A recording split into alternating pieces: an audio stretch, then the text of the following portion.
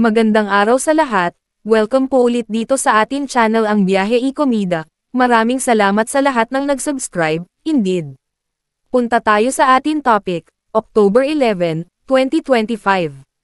OG Alcacid shares emotional experience at Paul McCartney concert.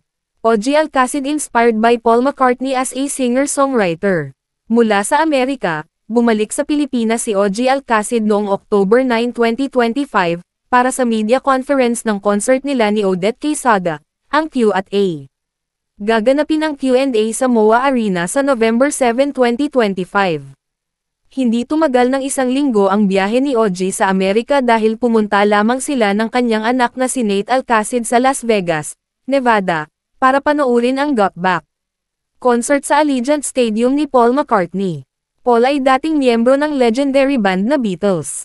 Lumitaw ang pagiging masugid na tagahanga ni OG nang itanong sa kanya ng cabinet file sa Q&A MediaCon noong Biyernes, October 10, ang mga karanasan at mga aral na natutunan niya mula sa panonood ng concert ni Paul. Mula sa pagkakaupo, tumayo si OG at ganado na nagkwento. Tuloy-tuloy na kwento niya, papasok pa lang, medyo naiiyak na ako. Sabi ko, my God, totoo ba ito? Tapos yung anak ko, natatawa sa akin.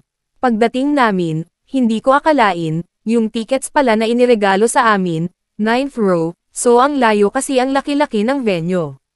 Nung lumabas na siya, Paul, ni walang bonggang opening. Lumabas lang siya, kumaway-kaway. Syempre nung kumaway siya, nagtayuan na yung mga tao, so wala na akong makita dahil ang tangkad ng mga puti.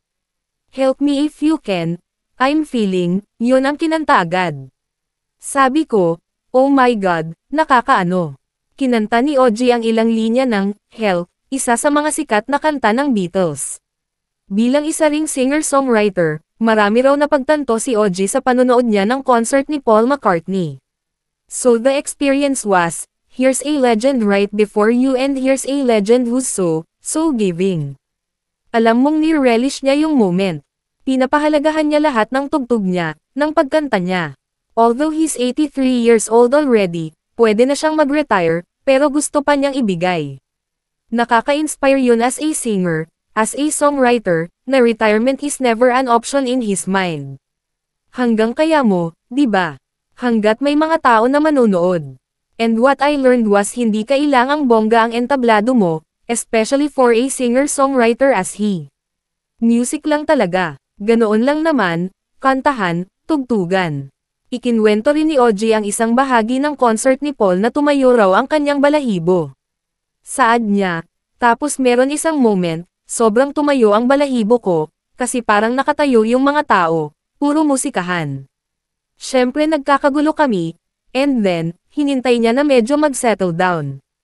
And then, hey Jude, Diyos ko, yung moment na yun was just divine for me as a fan.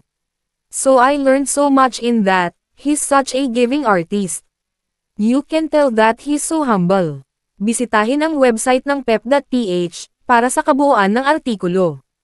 E-follow ang Instagram ni OG Alcacid. E-click ang mga link sa description box. At yan ang ating latest showbiz chika update for today. Huwag kalimutan mag-subscribe, click the notification bell for more showbiz chika updates, like and share the video at suportahan po ang ating Facebook page. Maraming salamat sa lahat ng nag-subscribe indeed. Magandang buhay sa lahat, adios. Don't be afraid. We're made to go out together. The minute you let it run me, scared to play things you don't really understand why. We laugh for a moment and start to cry. We were crazy. Now that the end is already near, we reminisce about all those friends and cheers.